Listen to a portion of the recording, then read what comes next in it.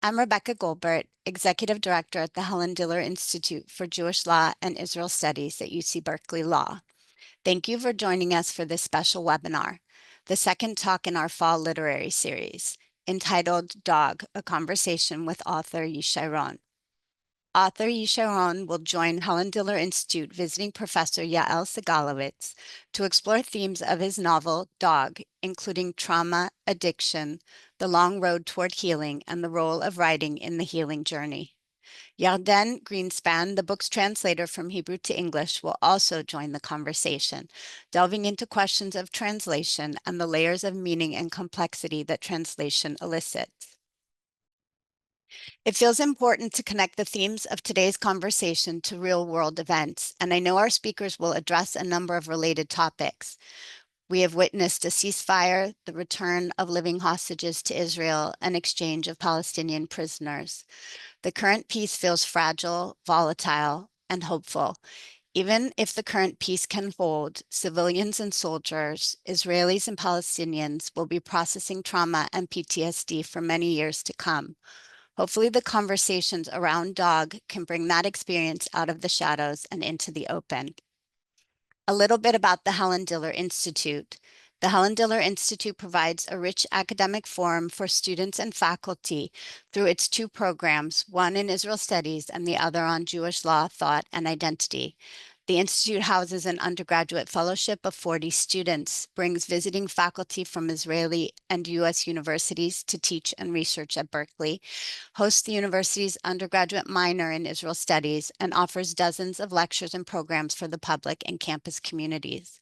Please refer to our website, social media, and our email blast for upcoming programs and for recordings of past programs. All of our programs, activities, and events are dependent on your philanthropic support, and we thank you for your continued support. As I mentioned, this webinar is part of the Helen Diller Institute Fall Literary Series hosted and curated by Yael Segalovitz. Please see our website for more information on this amazing and relevant series. Now I'm excited to introduce you to all of our speakers. I'm thrilled to welcome Yishay Ron. Yishay Ron is an acclaimed Israeli author, a former elite combat soldier, and a survivor of severe PTSD. Writing has been an essential part of his healing journey, enabling him to transform deeply personal wounds into stories of trauma, resilience, and redemption. His novel Dog is a searing and powerful work of literary fiction that confronts the invisible scars of war. The Hebrew edition was longlisted for the Sapir Prize, Israel's most prestigious literary award, and just recently, the National Library of Israel recommended Dog as one of the most important contemporary works on post-trauma. Dog was translated into English by the renowned New York-based translator Yardenne Greenspan, also joining us today, and has already drawn international attention. Celebrated filmmaker Eran Riklis was so struck by the novel's emotional force that he committed to adapting it into a feature film. Ron's previous works in Hebrew include Holiday Apocalypse, which was nominated for the Geffen Award, and Vincent's Nose, a children's book that was adapted into an award-winning play. Across genres, his writing continues to explore the fragile boundary between suffering and survival, silence and voice, despair and imagination. I'm also pleased to welcome Dog's translator, Yardenne Greenspan. Yardenne Greenspan is a writer and Hebrew translator born in Tel Aviv. Her work has been featured in Tablet, Jewish Book Council, Literary Hub, Haaretz, Words Without Borders, and as a regular column in Plowshares. Her translations have been published by Restless Books, St. Martin's Press, Akashic, New Vessel Press, Amazon Crossing, and Farrar, Straus and Giroux. Her translation of The Memory Monster by Yishay Ron was a 2020 New York Times notable book, and her translations have repeatedly been included in World Literature Today's notable translations lists. Greenspan has taught creative writing and translation workshops at Columbia University and a VA hospital. She has an MFA from Columbia University and lives in New York City. Finally, I'm excited to introduce Yael Segalovitz, our host and curator, who will moderate this discussion. Yael Segalovitz is the Helen Diller Institute visiting professor in the Department of Comparative Literature at UC Berkeley and an assistant professor in the Department of Foreign Literatures and Linguistics at Ben-Gurion University of the Negev. She earned her PhD in comparative literature from UC Berkeley in 2018, where she was a Townsend Center and Posen Fellow. At the Helen Diller Institute, she has been teaching courses on Hebrew literature and translation, and she has also been curating and facilitating a public literary series featuring leading Israeli writers and scholars, including Ayelet Sabari, Sarai Shavit, Ayelet Gunder Goshen, Maya Arad, and Nana Ariel. Today's program is part of this wonderful series. Her research spans American, Hebrew, and Brazilian modernisms with a focus on transnational literary exchanges and translation. Her recent book, How Close Reading Made Us, The Transnational Legacies of New Criticism, traces the global circulation of close reading beyond the Anglophone world and its influence on modernist literary production in Hebrew and Portuguese. Her current projects explore the resurgence of psychoanalytic object relations theory in the American humanities and the representation of sleep and psychic rest in Hebrew literature. She also co-hosts the podcast Psychoanalyterature, featuring conversations with leading scholars at the intersection of psychoanalysis and literature. Please join me in welcoming Yishay Ron, Yardenne Greenspan, and Yael Segalovitz. Hi, everyone. Hi, everyone. Such a pleasure to be here and kind of commence this conversation. And I'm proud to be in conversation both with Ishi and with Yardenne and kind of bringing translation to the fore as well as the writing process itself. So I want to start by giving kind of a very short synopsis of the book, Dog, without spoiling any important information for the reader, hopefully, and then open it up for conversation. So Dog follows Geller, the main protagonist, who we will later know and find out that his real name is Barak, a former IDF officer who fought in Operation Pillar of Defense in Gaza and was then celebrated as a hero after carrying his fallen comrade from the battlefield.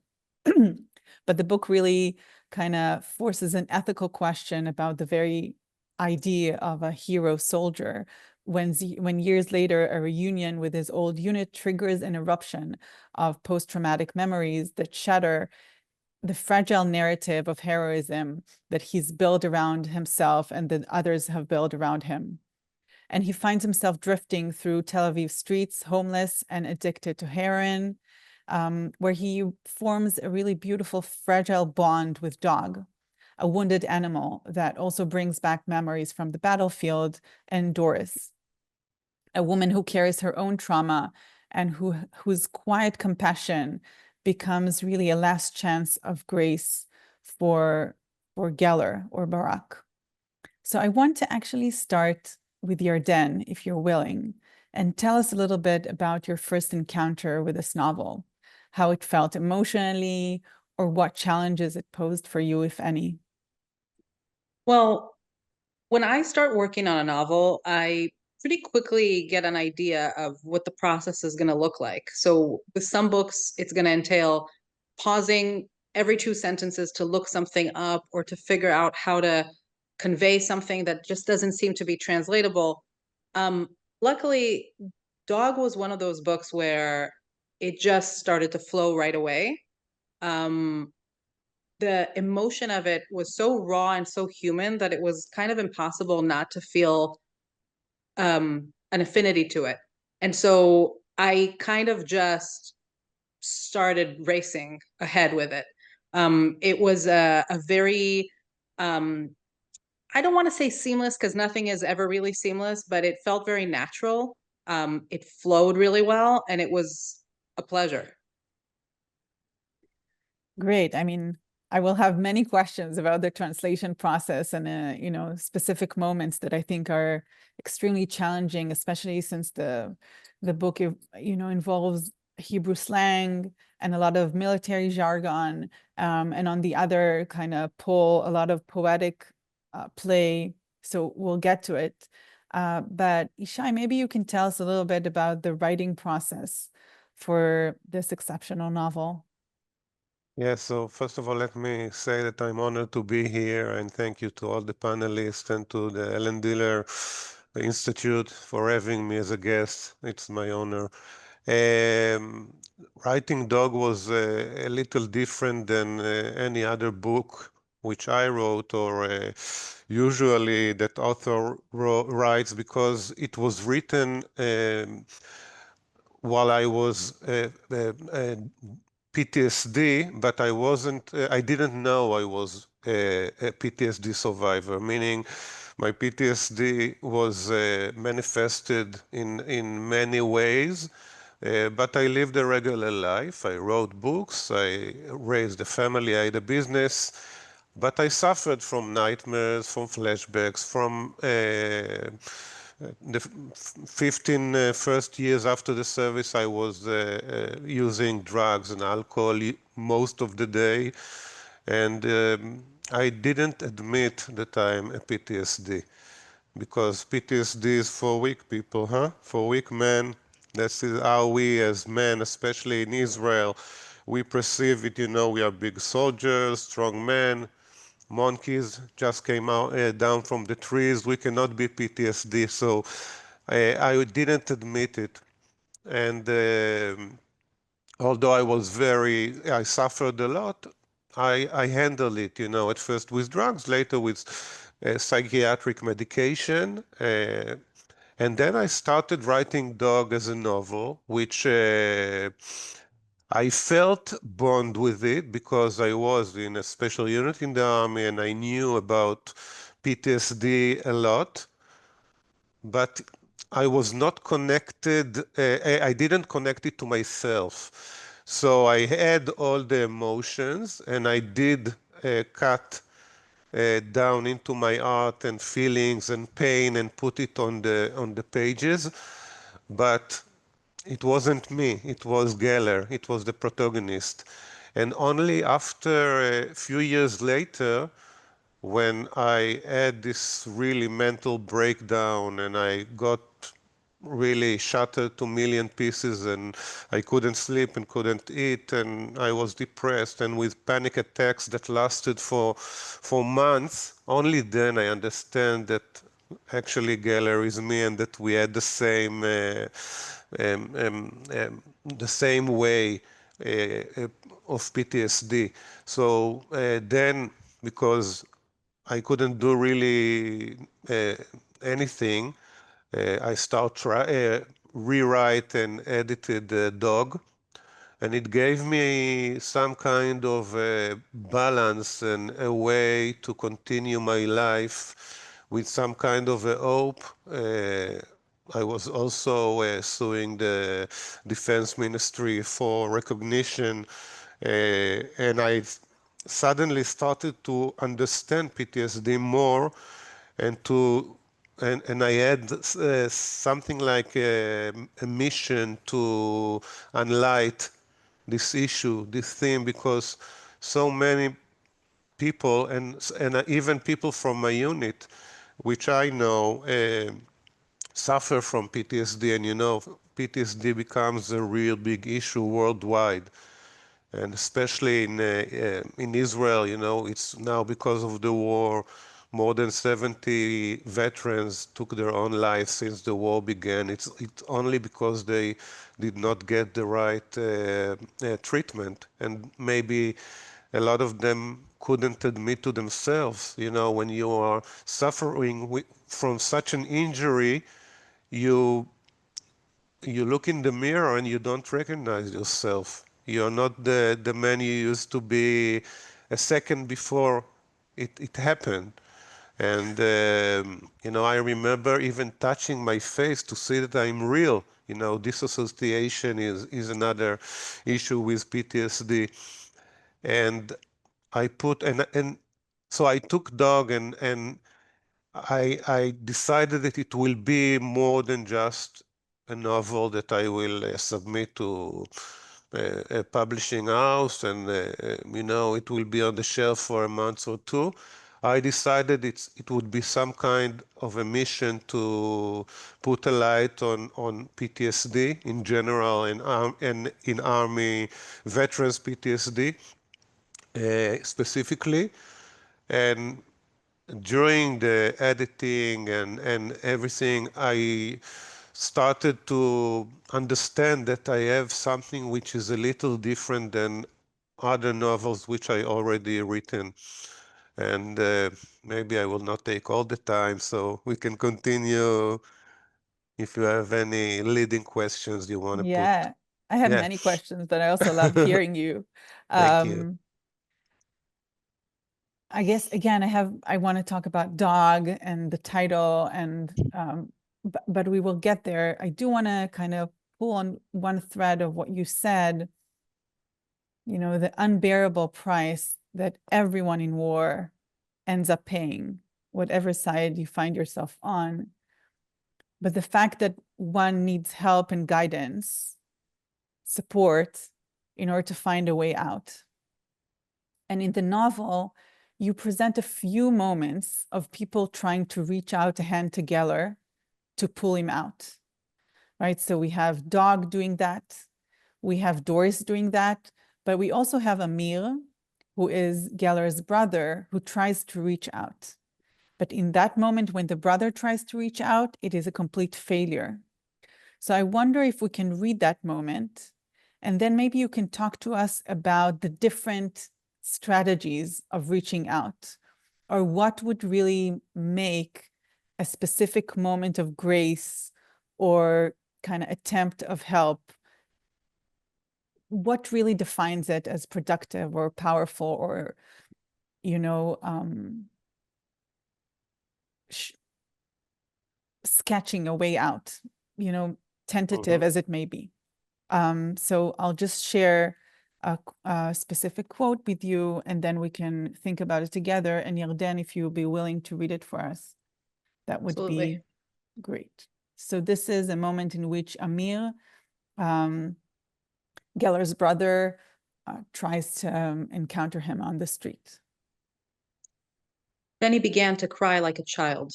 He crouched next to me, grabbed my hand hard, but his tears only made my anger boil over. Between bursts of crying, he said he could help me.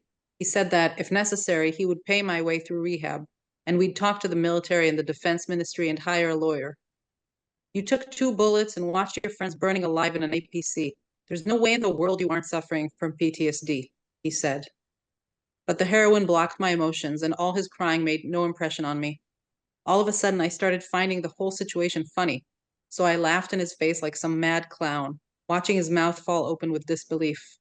It must have really pissed him off because he started cursing me out, which is when I lost my temper and told him to get out of my face before I murdered him. I made the threat sound so acute and palpable that I'm sure he almost peed his pants.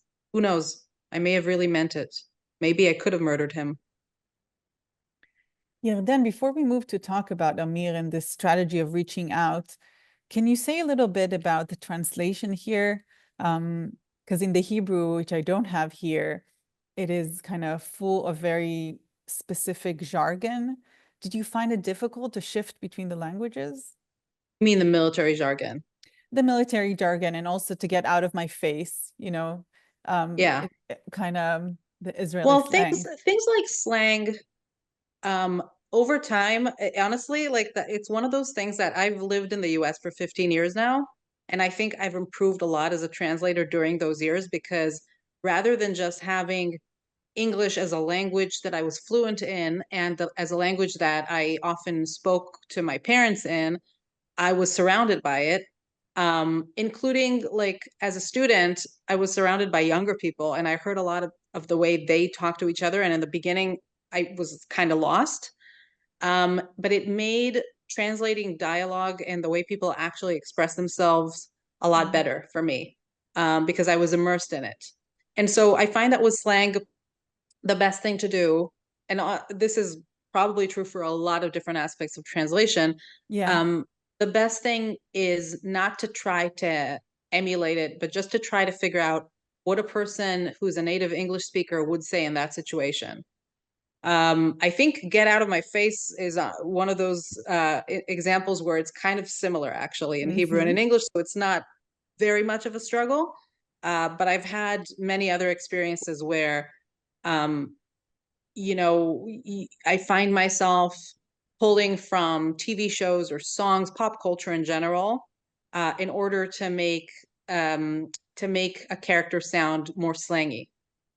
When it comes to the military stuff, it's tricky. By virtue of being a Hebrew translator, I've had the experience of translating a lot of narratives that were connected to the military in one way or another. And so I've learned through that experience that there's obviously some overlap, but there's also so many differences. There's huge differences in the way the American military, for instance, is structured as opposed to the IDF, in the way the ranks are ordered, even the equipment that is used. And so it's difficult. I have a few friends that I consult who are American veterans, and they can often help me, again, not always find a direct literal translation, but find whatever the equivalent would be if this were about the American military. But a lot of times you also have to leave some of that difference in, because this is a book about a soldier who fought in the IDF, not in America. So you kind of have to play around with it, occasionally leave some things out if they just don't translate. But, you know, bottom line, and in books like this, it doesn't matter that much if I call it an APC or if it happens to be a tank. It's about the human experience. Yeah, absolutely. And I think it comes through very strongly, which brings me to the question for you, Ishi, on this. I felt myself sympathize very much with Amir here. Like, I'm guessing that's what I would have done. Why do you think he failed? And where Doris and Dog would be able to do otherwise? A lot of time when veterans feel that people reach out to them and trying to put this role of PTSD on them, they feel a little bit under attack, like under someone who want to put a role into you. That's what happened to me when my wife, for years, she said, listen, Ishi, you eat me up, you eat me during our sleep, you scream out, you wake up in nightmares. You know, what's more obvious than a PTSD?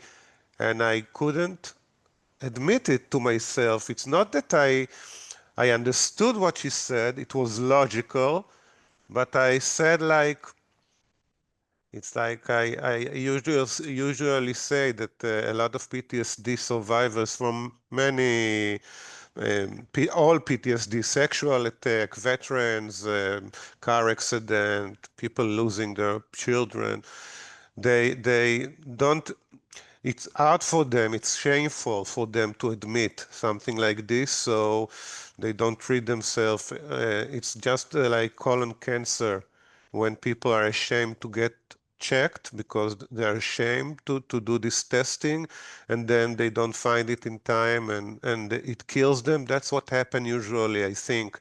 And I know it is like this because, first of all, I know it on myself.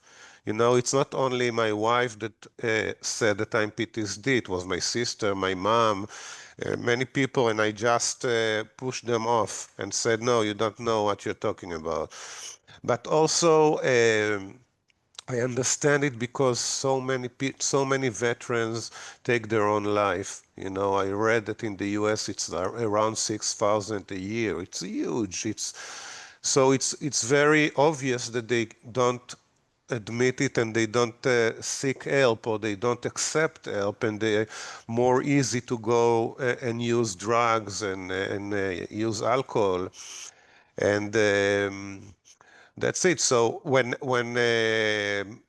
Amir is trying to reach out to Geller, Geller is feeling that this feeling of someone is trying to be superior than him. Oh, you are the weak one. I come from Amir comes from New York, where he's playing in his band, and he's coming to save Geller, and Geller don't want to be saved by other people. He want to handle his issues like he always did. He was an officer. He was very strong. So I think that this is one thing that we should look at people with PTSD and see who's the people that can reach out to them.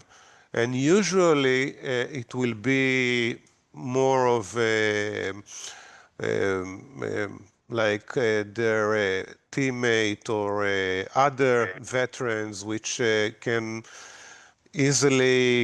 more easily get to them. Okay, so they can.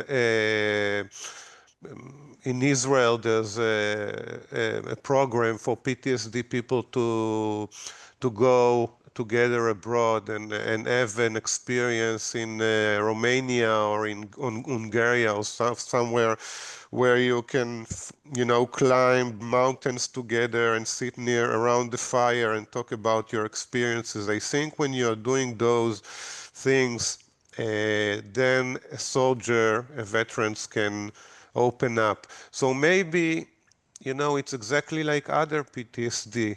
Maybe sex sex injuries like PTSD from sex assault are more easy to be open when they sit together with other people that were injured in this way. So I think, and by the way, when Dog came out, it became like some kind of a card book in Israel for PTSD, and many people bought the book. It became a bestseller, and they came to my house for a signature, and they start spilling their guts, everyone with his own PTSD. It's amazing that, and they were not always PTSD from, fighting or combat. Sometimes it was, I had a reporter that was being in the West Bank, and he was lynched by a mob, and because he accidentally got into a village that he wasn't supposed. I had someone which he was in the very special unit in the army, but when he came to talk with me, he actually opened about his PTSD that was from childhood because he was sex assaulted when he was a child.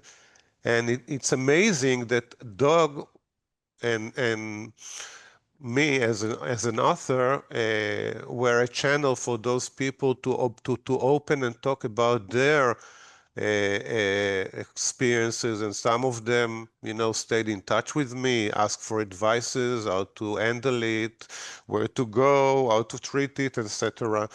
So it's funny, my wife said at some point, listen, Ishi, it's like a Shiva, the Israeli, the Jewish mourning ritual for 7 days, but it lasted for 7 weeks or more. At the end, it was too much for us to carry all those stories on our shoulders, so we had to stop with it because it was too much. But I think, again, that Dog is really became some kind of a lifesaver for some families, for some people. So can you tell us a little bit about Doris's character? Because she seems to be able to carry that pain, precisely the kind of image that you put on. What makes Yeah, her special? How would you describe her? What does she do differently? I think that Doris is being one of his teammate. Okay, she wasn't his teammate in the army, of course, but because of our PTSD, because she lost a son and a husband, and she is a hardworking lady which lives alone and deals with the shitty life that she has. Really, she cleaned houses, and she lost everything that was precious to her. So she's about the same position as Geller. And if I said before that a teammate is more easily to to approach and to make a PTSD veteran talk and to be open. So Doris is like this. She accepts Geller as he is. You know, she is not trying to change him. She tells him, you can come and do drugs in my house, you know, because it's you. She understands him. And I think that this is being on the same level as Geller opens him to her and give him the option to have a real friends that understand him. So I love Doris. She's a good character, nice character. So I think she has a really important role in the plot and in Geller's life. Yeah, absolutely. And she seems to also go through, a kind of process, and not only Geller, which makes the relationship very special. But I want to linger for a minute with another central character who is Dog himself, and ask you, before we get to why a dog and what's the, role of an animal in this context, maybe a little bit about the intertextual link here. So many big Hebrew literature, significant ones, allow the dog to speak, right? And I'm thinking about Agnon, of course, but also Aleph Bet Yoshua in Late Divorce has a chapter in which the dog speaks, Horatio, and many other, international texts that give dogs a perspective. Did you think about any of this as you were writing? Was it reverberating for you, or did it come from another place? Because I read a lot, and I read Israeli literature and a lot of international literature. So it's very hard for me to put a finger and tell you this influenced me and this not. And I'm influenced from so many good authors, which I love and sometimes adore, and I'm sure that I encounter a lot of my perspective from things that I read. But specifically about Dog as a character, listen, Dog as a novel is not a war novel. Okay, people may think, when we talk about it, that it's something like All Quiet on the Western Front, or The Things I Carry, or all those iconic novels which deals with the war. But Dog deals with what happened when the war is over. Okay, and Dog is there because the war was over, and Geller, although he saw so many atrocities in his eyes, saw and did. He caused innocent people to die. He caused terrorists to die. He saw his friend die. He couldn't handle those things. So I needed a character that he could put all those bad memories, concentrate all those bad memories on something which is more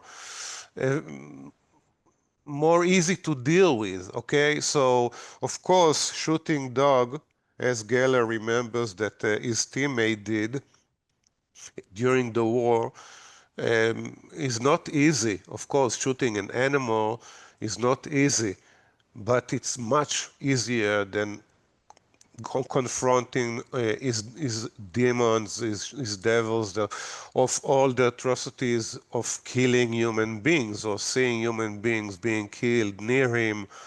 So I think it was more of a symbolic thing that I started to develop because I wanted Geller to have some kind of an incident which is not so dramatic as killing human beings, but still be dramatic enough to linger in his mind and to move the plot and move his PTSD. Now, there's actually two dogs that are one. One is the Gazan dog, the dog that Geller remembers from Gaza, which was, by the way, Arab dog, no Muslim dog, no Hamas dog, no Jewish dog. He was just a stray dog that came to have some affection from Geller's team and got shot. And then he revives in his second character when this dog comes to Geller, to the dump that Geller lives in, and this dog comes as a stray dog, and then the dog put a suit of something different. Then this dog can suddenly gives his warm body to Geller. He can give him someone to take care of. And as Geller say in one of the quotes that his mom says, if you have someone to take care of, you don't need to take care of yourself. So dog is so important. He gives the hope and the option for redemption in the story. And also dog, as you said, so many symbolic things. You know, Geller sees him in one point as a god, the god of dog, of Egyptian dog when he sees it, when he is using drugs, and sometimes he is the stray dog that Gellers need to save and take care of, and he ignites flashbacks. So dog is a very important protagonist, and at one point when I wrote the book, I understood that dog is maybe the most important protagonist of the book, and I had to give him his space, and so part of half of the book is from dog's perspective, or I gave him the space and the respect he needs. Yeah, By the and we'll way, talk about. just one thing. Dogs are also in real life. They not only we use them as soldiers. We don't ask them, but we use them as soldiers, and they are loyal soldiers. Sometimes they die for us, for the soldier with them when the soldier is going home. He's a reserve. The dog comes with him. When they get shot, the dogs, they bury them and give them a funeral. So, and also for PTSD, there's a big program in Israel and in the world, in the US also, for having dog companions that can smell anxiety and panic attacks and stuff like this. So dog was like in the right place, in the right time for me. Okay, so let's read a little paragraph, a beautiful paragraph from the book, but a very haunting one that puts dog in conversation with the question about the ethics of war, if there is such a thing. Of course, he said it's not a war story, but it's a war narrative, right? So the narrative and the consequences of war carry on with Geller and with the readers as well. So let's read this together.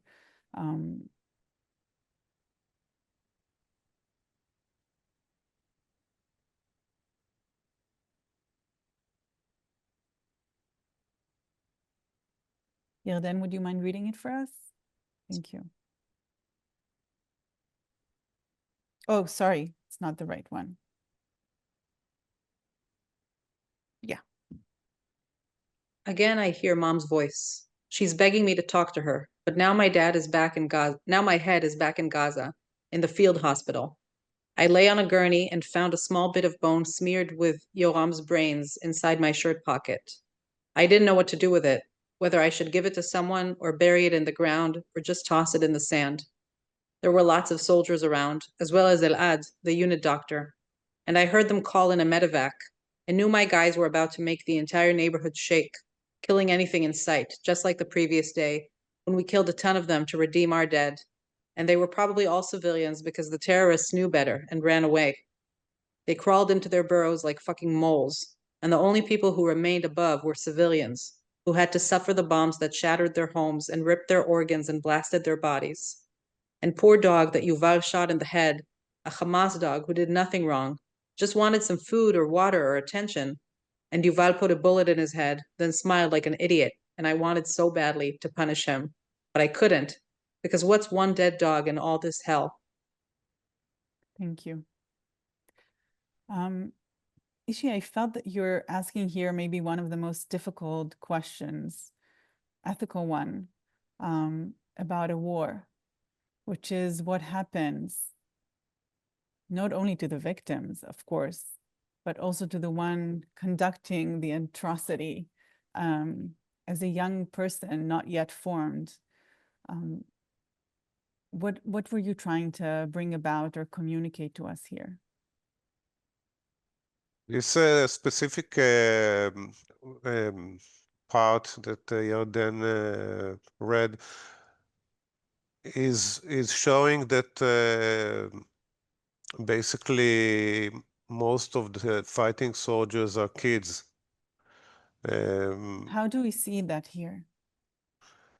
Because you see that he is injured himself, and he finds in the pocket part of Yoram's brain, and think of what he thinks of. Like he contemplate what to do with a piece of brain while he got shot and in a bad condition, and people are treating him, and he thinks about what to do with this piece of brain, if he should bury it like, Jews buried every part of blood they find, or just toss it out, or, it's like a dilemma of a little kid that thinks, oh, what I should do with what left in the plate. Should I throw it? Or maybe there are hungry people that need food, so I can't throw it. So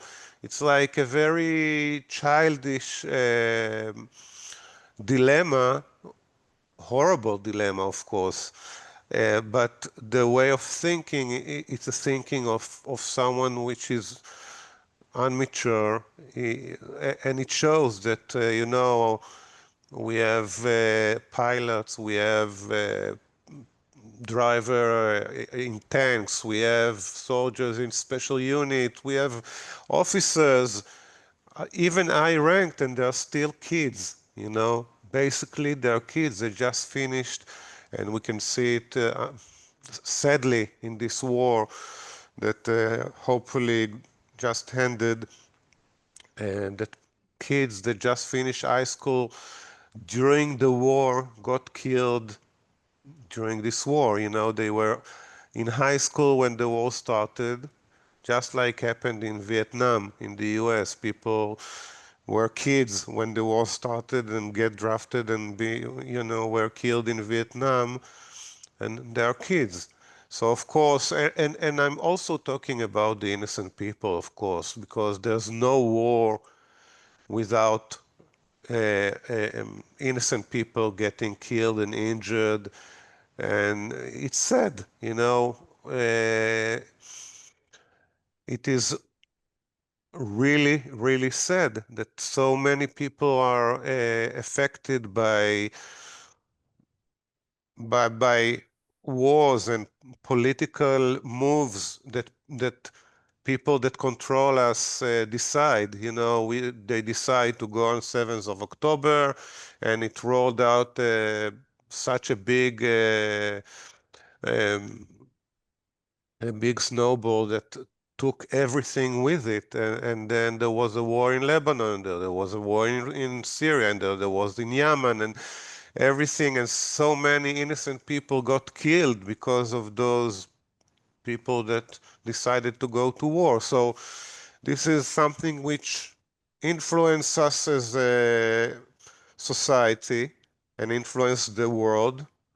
And it's also influenced us as a people. There will be hundreds of thousands of people in Gaza, PTSD from this war, and there will be hundreds of thousands of Israelis also being influenced and PTSD from this war. So I think it was important for me to touch it. Yeah, I think, important and extremely significant and urgent. I want to kind of bring us back to the text and the way that it evokes another war that is actually very ancient from the Hebrew Bible between David and Saul in the exquisite quote that you opened the text with. I want to share it with you for a minute.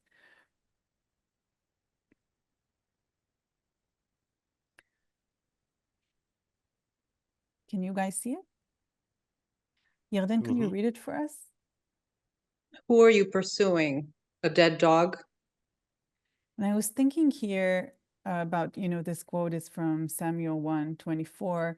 And Yarden, which translation of the Bible did you approach for this? There's so many. I can't remember which one I used for this, but my two favorites that I usually use are either King James or the New International Version.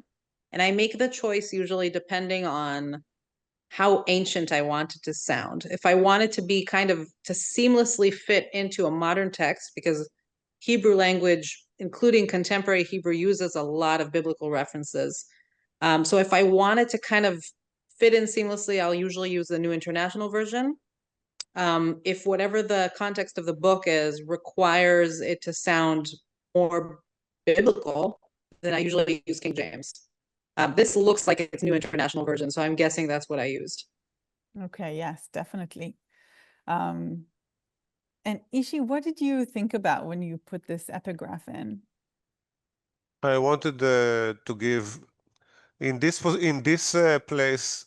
The book was finished, and I understood the dog as a big role, and that the book will be called Dog, and it was just a matter of finding something which would be very significant of giving dog the stage he needs. And I think I'm not a religious person, but I am. I have respect for the Jewish tradition, and instead of finding quotes about dogs from other authors and or other novels or books, this popped up to my head while I was scooping around, and I just found it sometimes it's just like you look for a sentence in the book and you try and you throw out 10,000 sentences, and until you have the one that you know that it's the correct one. So when I saw this, I didn't even dig into it in the context of if it fits my book or not. Who are you pursuing a dead dog is such a perfect sentence for dog, for the novel, and for dog that was dead in Gaza, that I was like, it was as if it was a premonition. It's like I knew that I need to use it. So Yeah. it was just it was fitted, as if you see a book cover and you know that this is the cover. So I knew it was the sentence I want to use. It felt more than it heard. Yeah, and I think It that's felt the potency, of good, strong literature. Because I do think this, this is taken from a scene between David and Saul when they're in civil war. So Saul is trying to kill David, and David finds a moment in which he can kill Saul, and actually decides, for moral reasons, is unable to do that at the moment. And he screams to Saul, "Why are you pursuing me? Like, I'm just a dead dog. I'm nothing." So I thought that was, incredible, that it is a moment in which a person denigrates himself to thinking about himself as a dead dog, which I think is very much Geller both remembers someone killing a dog, but also thinks of himself as a homeless dog himself. So I thought that was and he really put beautiful. he put all the atrocities into this dead dog. Yes, absolutely. So it brings me to the question about dog's perspective, because while Geller speaks in the first person in the story, dog speaks to us in the third person. So we are told about what he thinks from the outside rather than through the personal eye. And I was wondering if that was a stylistic choice that you thought of or just sounded right for dog. I started with Geller from first voice, which was was my voice, okay? And if I speak, I have to speak directly. And then when I decided about Dog, and Dog was created as a character and started to have his own life, I felt that I want to give him a voice, and I wanted to give him a human characters and emotions and thoughts even. But in order that it will be more reasonable with the reader, I think I put it on telling what Dog thinks and not giving him a straightforward voice, okay? Because and also it was important for me to distinguish between the voices of Geller and Dog. So when the reader reads in first voice, he understands immediately that it's Geller, and it gives some kind of rhythm to the story. Sometimes, as a reader, I read, books that are written from two perspectives or three perspectives or whatever, and then I sometimes looking forward for the next chapter of the character I am connected more to. And I think it's the same, maybe someone that is more connected to the story about Dog would wait for and be impatient to read this part, because it's easily distinguished between them. So it was like also emotional, but also intellectual and thinking operative about how to write and how would the reader read the book. Yeah, maybe we can read together just a short section of Dog to get his voice.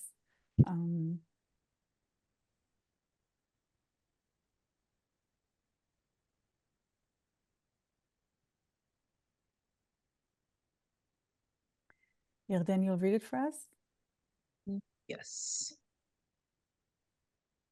Then the father helped him into the car, and they drove for a while before arriving at an unfamiliar place, without dirt, where all the smells were foreign.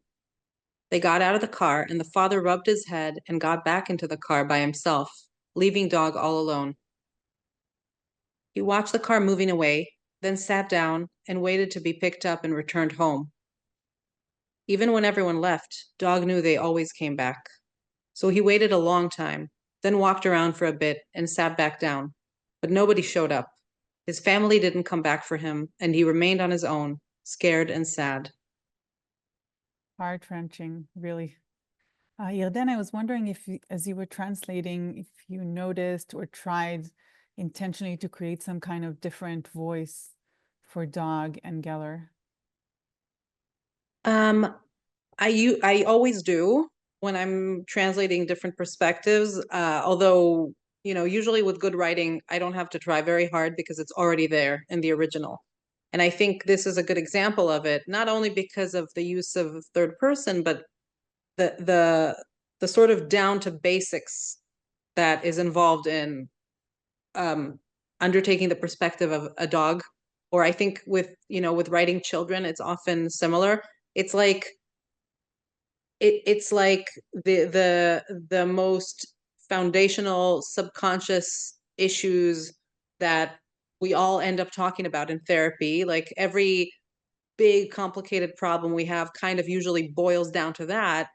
feel like with dogs, that's the main thing. It's all about instinct and need and desire. And so smell and touch, right? We really feel it Exactly. in that moment. But of Yeah. course, the trick here was to make the voices sound different while also have them echo each other. Because this is very much Geller's experience of feeling that the world has moved on and he's just sitting there and no one's coming to pick him up. That's beautiful. And Ishi, I was wondering if you can tell us a little bit about why give dog such a history, but maybe Yardenne just answered it. I don't know if you want to add anything to that. Yardenne said it amazingly, as she translated the book amazingly. She It's really did. yeah, I feel that the work Yardenne did is remarkable. You know, when I read what she did, I suddenly could read the book as a reader and not as an author, and it was like for me it was like wow. It's like I'm waiting to see what Eran Riklis will do with the movie, because it takes and when you take a book and translate it, I now understand. Although I read translation from all over the world for years, I never could really understood how amazing the translator should be in order to combine the two voices, the voice of the author and his voice, which is kind of an author in the same way. She picks up the words she wants. She decides about the terms, and suddenly I was feeling that me and Yarden are connected in our art. It's amazing. I don't know how much Yarden feels it, although I feel that we care for each other. But for me, it's something that really remarkable. You know, that by doing what she did, it's as if we are connected by our art. And yeah, she said it correctly. Dog had to be a PTSD in order to connect with Geller. As I said before, you know, if I brought I don't know, a cocky dog that looks like, you know, he just came from Beverly Hills, it would not be, not would be reliable, and also there will be no connection with Geller. You know, I had to have, like I wanted Doris to be PTSD and to be in this low place so she can connect with Geller. The same with the dog. Dog had to be PTSD. It was obvious for me the minute I started writing him, and that's why I gave him this biography of someone which is really post-traumatic.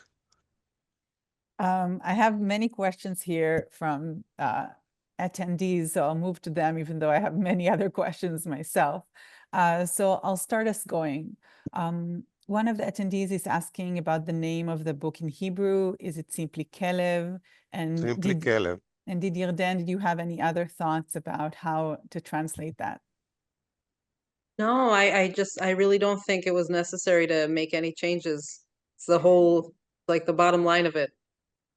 Which is interesting, right? Because in Hebrew, Kelev can function as both a general pronoun or and a specific one. And in Hebrew, it's even in English, it's even a more strong kind of combination. It's his personal name, but also a general category. Same in Hebrew. It's exactly the same. It was operating and effective the same way in Hebrew and in English. A dog as a dog in general, and as a dog which Geller calls him dog. Yeah. Yeah. Beautiful. Mm-hmm. Another question.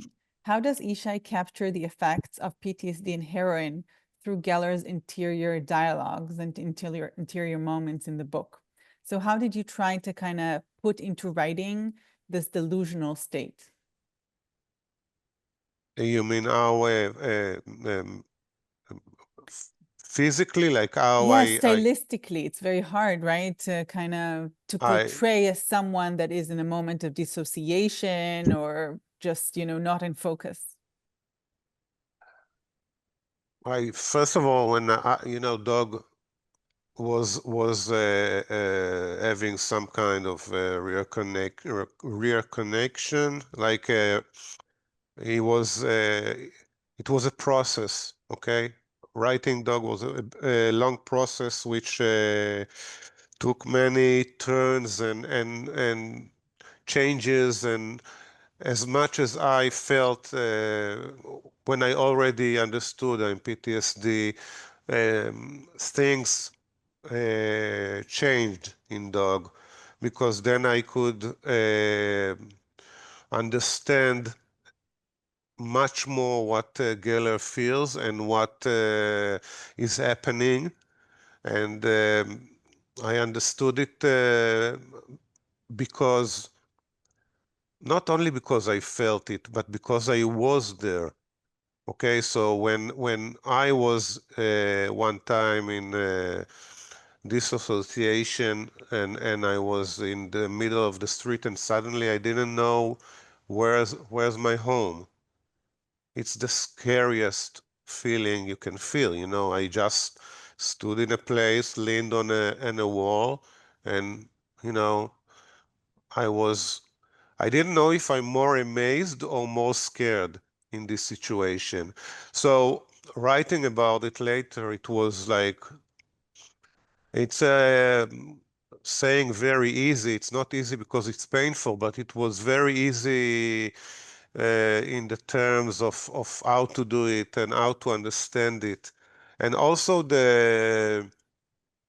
people ask me a lot about the addiction. So of course, being addicted to marijuana and easy drugs and to alcohol is not exactly like being addicted to heroin, but I can tell you that I talked with a lot of heroin users. Uh, I think that I'm feeling very lucky that we are in a time that we can reach very easily almost anyone.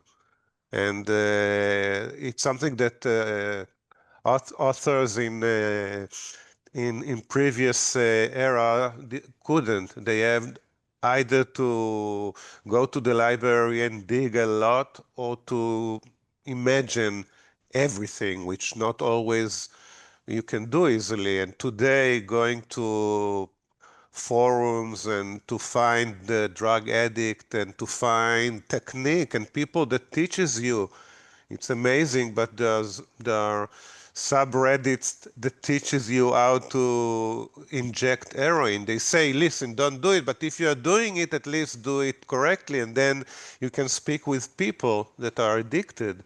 So I did a lot of research, talking with people, and I also talked with other PTSD, and read a lot about it. So I think it was very natural for me to write it in this way. Mm-hmm. Another participant is asking, why does Doris trust Geller? So is it believable that she is willing to trust him, to bring him into her house? And we should say to people who haven't read the book yet, she really treats him with a lot of dignity, and gives a lot of trust in him, even though he comes in that moment from a very low place. Maybe I tell think us a little bit about that, it. yes, when I wrote about Doris, I had a few women character, which some of them I knew personally in my life, and I knew about one woman that trusted almost anyone she was feeling sorry for, and helped a lot of people and get them into her house. Um, Also, my parents, as when I was a child, my mom was working in a boarding school for people that for children from wrecking houses, and a lot of the time she brought them home for us. And and I think that maybe it was like a calculation of risk, but she was very trustable. She trusted the people. The kids that she brought to be with us for a few days, or few months, or few years. And I think that it brings me maybe to a terms in Judaism that we all know. It's called Tikkun Olam. And Tikkun Olam is repairing the world, and it says that it means that if each and every one of us do a little things in our daily life, smile to someone, buy a warm meal to a homeless, do really small things, if all of us do it, then there will be a big move of repairing the world. And I think Doris, in this way, she's practicing it very well. And she sees Geller for what he is, a human being, first of all. Okay, not a drug addict. Of course, he's a drug addict, but she sees him as a human being. She even sees him as a beautiful human being, as a handsome man. And she's surprised when he tells her he was an officer in Golani. And I think that it's something that I hope that my readers, when they finish the book and they walk in the street or drive in their big cities and see those homeless people, they will have a different perspective on them, because we are very easily closing up the windows in our cars, or saying, okay, he's dirty, I don't want him near me, or I don't know, she has mental illness, it's crazy, but basically we should understand that those weak people, they carry big trauma.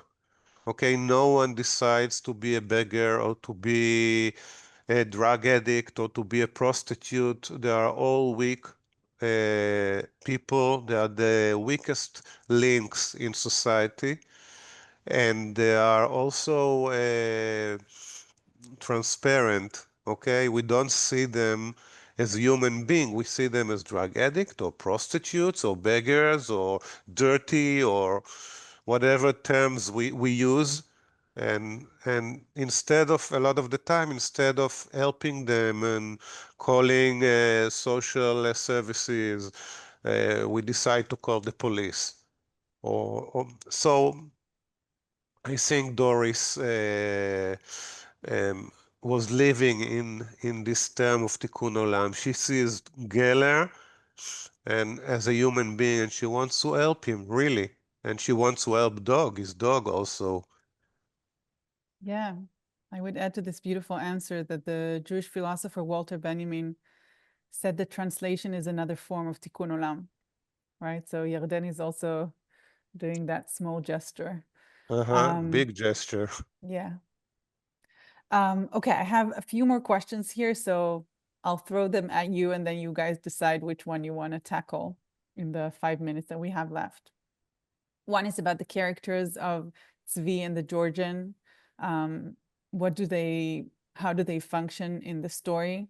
And then how does the novel more generally say something about memory and its reliability, especially because we know in the end, memory and its reliability become extremely unstable without revealing the whole story to the readers. So which one do you feel like? Yardenne, you go for the first question. Okay. About Cratchit's V. Tzvi and the Georgian. Tzvi and the Georgian are two heroin addicts who live in the dump with Geller. I would say, I feel that they sort of represent the different forces that operate in a person's soul. So the Georgian, that's easy. It's violence. It's just the impulse toward violence as a way to exert control, to be powerful in the world, to even when you're a drug addict living in an abandoned building, it's just a way to get through life. Bless you. With Tzvi, it's a little more difficult. Tzvi was a respectable member of society. a university professor, if I'm not mistaken, or a teacher. A school teacher, right? Teacher. A History. school teacher. And it sort of feels very clear that he just doesn't belong there, which I think does two things. First of all, it's yet another mirror for Geller's character, someone he can look at and sort of see what happened to him as well, how he was this promising young man, an upstanding citizen who has now become almost invisible, like part of the margins of society. But I think it also to pick up on what Ishi was saying about how we feel when we see people begging for money on the street. Tzvi is a great illustration of the fact that these people are all the same. I mean, like, people have different life stories, but just because someone finds themselves in a situation where they're addicted, they've lost everything, doesn't make them any less intelligent or polite or civilized or kind. And so I think it's also a bit of a teachable moment for readers. Yeah, and I should say that also both in the Hebrew and beautifully in the translation, you can feel really Tzvi's rich language, right? So even though he has lost everything, he did not lose his language, his form of I articulation. think that his language is part of his ego, which is trying to show that I'm still a human being. Look, I'm speaking highly and uses high language, although I'm in such a low place. But it also really highlights everything he's lost, because his language is so Exactly. out of place in the dump. And in fact, it just makes him more Comic. of a target. Yeah. Yes. Ishi, you have 3 Yes, minutes for the question about memory. Yeah, memory plays a big role for PTSD because we cannot control what we remember, and sometimes things we remember are different than what actually happened, and it was very important for me to establish this point at the end of the book, which we will not tell the readers, but there is a turning point which we understand is different than reality. And I think that I went to it through my experience of when I was in a special unit in the army. One of the cases which triggered my PTSD was shooting a friend in my team by accident in an operation. And the memory is so elusive. And when I talked about it with him during a reunion we had, he remembered it so differently than I did. And we don't have much time to speak about it, but it was so incredible for me. You know, I was going with him to the ambulance. He didn't remember it. He said, no. I said, yeah, I was with you in the ER. I was with you when I found the second hole of the bullet, not the doctor. He said, no. I said, yes. So our memory is so different because our perspective was different. And I think memory is you know, so many authors and artists dealt with it in so many creations about the different perspective of different people in the same situation. And sometimes it happens and they see it differently, and sometimes they just remember it differently. Thank you so much, guys. Really, this was exceptional. Thank you. It was our pleasure. Yeah. Thank you so much. You I are exceptional. I Yeah. want to join Yael in thanking Yishai and Yardenne for an amazing conversation. And thank you, Yael, for hosting. And I encourage everyone to read the book, which is quite a page turner. And thank you, everyone, for joining. Thank you, You. Rebecca. It's amazing. And if I can ask just our listeners to follow me and Yarden on our social, and of course buy dog and follow us for our next novel, which Yarden already translated and will come out in New York next year. Amazing. Good So luck. thank Thank you. you all. Bye-bye. Thank Bye you. bye. Bye. Bye bye.